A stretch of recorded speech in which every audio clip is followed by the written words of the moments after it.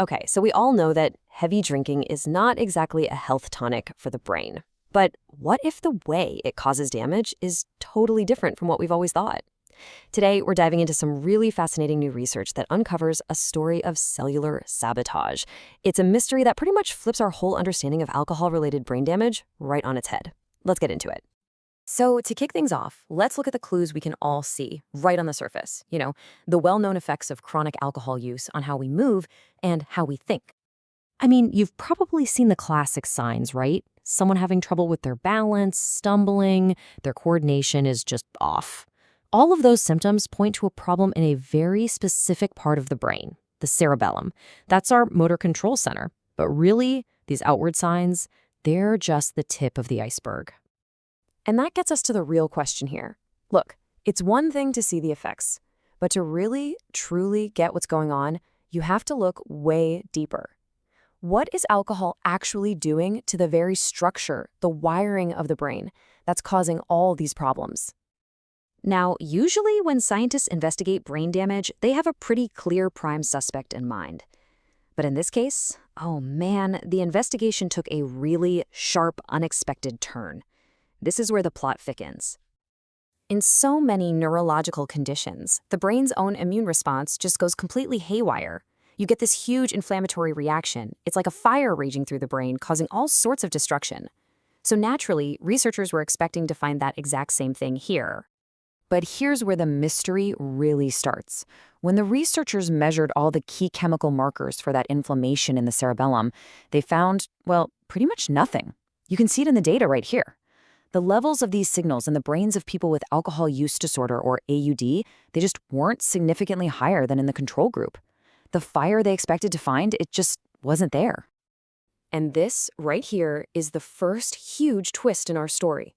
The researchers say it plain as day. Whatever is causing the damage, it doesn't look like a massive, ongoing inflammatory attack.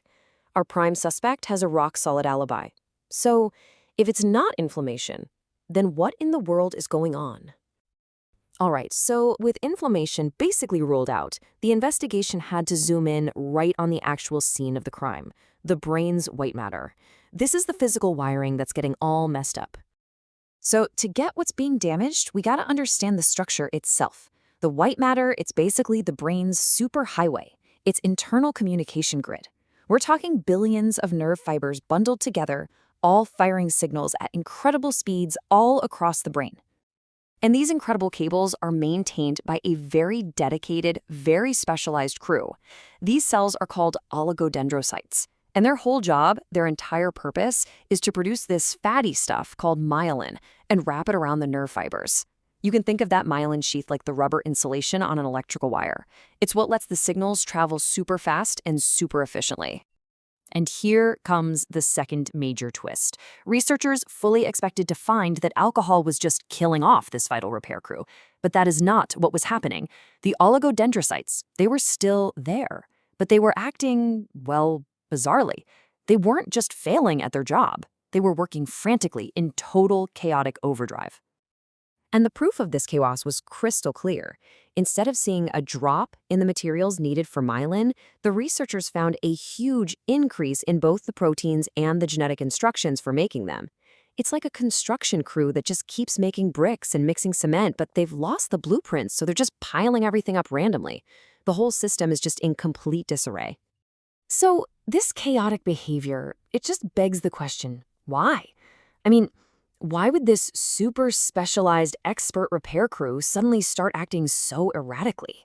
Well, as we're about to see, the answer lies in a complete breakdown of communication. See, these cells don't just act on their own whim. They follow these really complex sets of instructions called signaling pathways. The best way to think of these is like a molecular chain reaction, a set of commands that tells the cell exactly when to build, when to repair, and precisely what materials to use. This slide really puts it all into perspective. In a healthy brain, those instructions are clear, they're precise, and that leads to really efficient maintenance. But in a brain that's been exposed to chronic heavy drinking, it looks like alcohol acts like a saboteur. It gets in there and it just corrupts those instructions. The repair crew starts getting these garbled, nonsensical messages, and that leads to the chaos we were just talking about. And here it is. This is the molecular smoking gun. The study pinpointed disruptions in two very specific instruction manuals. The insulin and IGF pathway, which is super important for regulating cell growth, that was impaired. And the notch pathway, which is absolutely critical for the repair cruise function, it was also being suppressed. This right here seems to be the root cause of the whole malfunction. So now that we kind of understand the how and the why, what does this all mean for the big picture? Because this discovery, it doesn't just solve a scientific mystery, it completely opens up a new way of thinking about recovery. And just to really appreciate how significant these findings are, let's look at the context of the study for a second. The subjects were really closely matched in age, but just look at the difference in lifetime alcohol consumption. The AUD group consumed, on average, over 2,700 kilograms of alcohol. To put that into perspective, that is more than 65 times the amount consumed by the control group. So we're not talking about casual drinking here. We are talking about the effects of truly heavy long-term consumption. So let's just nail down the key finding of this whole thing. The main problem here isn't that the brain's repair crew is being wiped out by some inflammatory fire. No. It's that the crew is still there, but it's been given a corrupted instruction manual. And that is a huge distinction, because a malfunctioning cell is a world away from a dead one. And this is the most powerful and hopeful takeaway of all. The researchers themselves point this out. The damage is not necessarily a one-way street. Because the problem is a malfunction, not total destruction, the brain has this incredible capacity to heal itself. Once you remove that disruptive element, the alcohol, the system can actually begin to repair itself. And that leaves us with a truly fascinating and hopeful question for the future, right? Understanding this mechanism isn't just some academic exercise.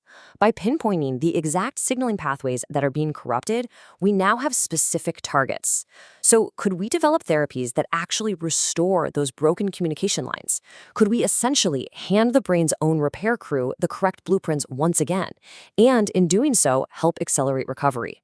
It's a really promising new frontier in treating alcohol-related brain damage.